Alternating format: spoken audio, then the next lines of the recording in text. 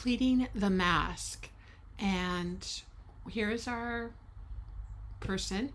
We're going to zoom in. You can use the magnifying glass on the left side or the quick key, which is spacebar command.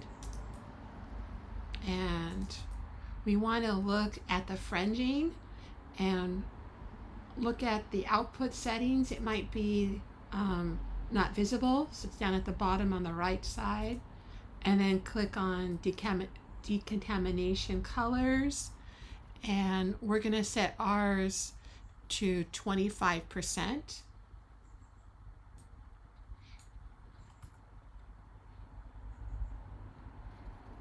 And then we're going to also click output to new layer with the layer mask. Let me just double check. Choose new layer mask with layer mask. I want to make sure, yeah.